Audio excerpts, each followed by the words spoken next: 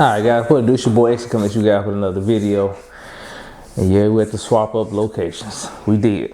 We had the biggest ice storm in Memphis since 1944, let me tell you. I've been in caveman for the past 3 days. It has not been nice. It has not. Very frustrating. But shout out to the homie Tessu because he let me come over his place and record. So shout out to that guy.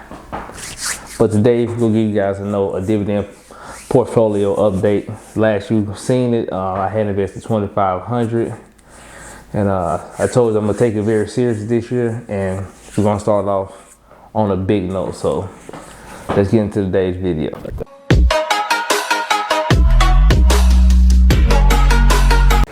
All right, guys. So before we hop into the dividend portfolio, we should consider subscribing to my YouTube channel and most definitely liking this page. Why? Because it helps my channel grow, and we want to help as many people can. And I just want to grow to YouTube in general. So don't forget to hit that subscribe button. But we're talking about my new updated portfolio. I put in some extra money, a significant amount. I actually invested a decent amount of money over this last week in general. But first we will talk about the dividend portfolio. I did add a couple positions. All right, guys. So as you can see, the portfolio is up to $22,734.77. Now I know what you're thinking. You're like, dang, you just put 20K in there like that? I did. But it's because, like I said, I want to make sure I take this as extremely as possible, and I want to get this close to 100K by the end of the year as I possibly can. So I'm just going to be dumping as much money as possible.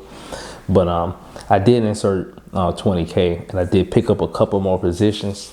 I just want to go over those positions with you guys.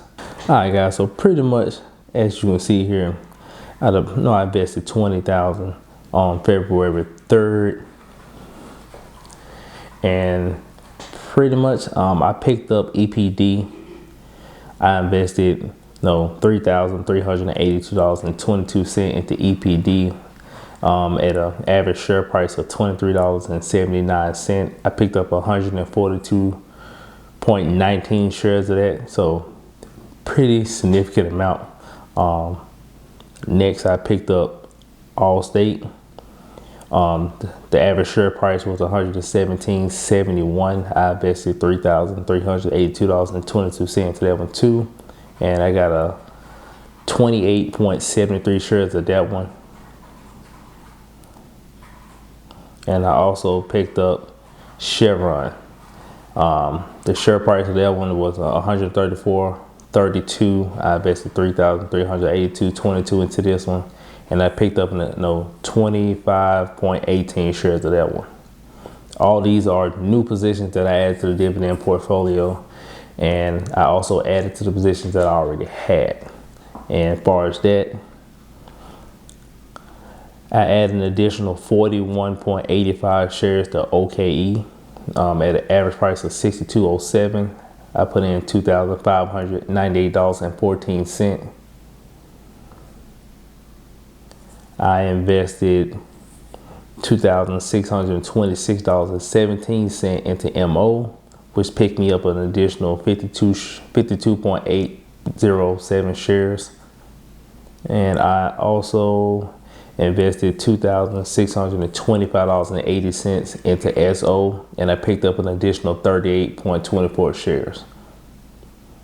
And these are all the shares that I have in the actual portfolio. So I did pick up the 3, and I already had the other 3.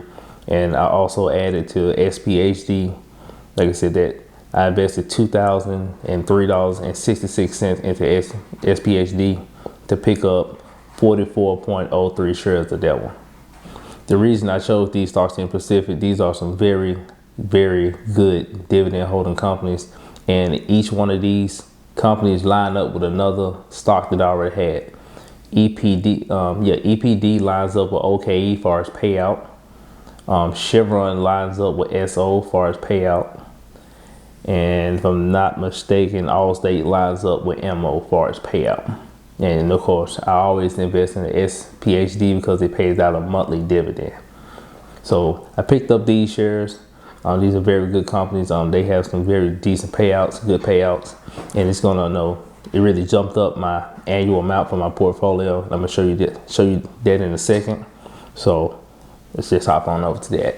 All right, guys. So I'm tracking my dividends with trackyourdividend.com. And for those who don't know about this platform, it is free for one account. And I know that's kind of big because a lot of platforms do charge you to track your dividends so you can see the payout, the yield, and all that. This one does not, but only allows you to link one account.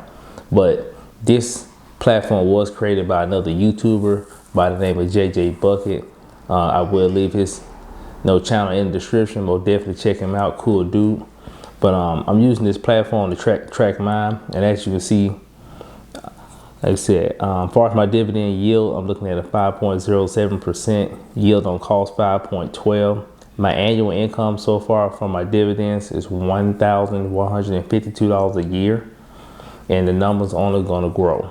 All right, guys, so when it breaks your dividend down in payments, so far my highest month would be $123 a month, and my lowest month payout would be $75 a month. And as you can see from the chart here, in the month of February, I should get paid out $123. In the month of March, I should get paid out $75. And then in the month of April, I should get paid out $90. And this will be off current prices. Of course, in between now and then, I bet to get some more. Dividends will be reinvested. So this number of how much I'm getting a monthly, always remember that's at its current value, how much shares I have now. As you add more shares, this number only starts to grow. So with 20K so far, we already got an annual income over $1,000.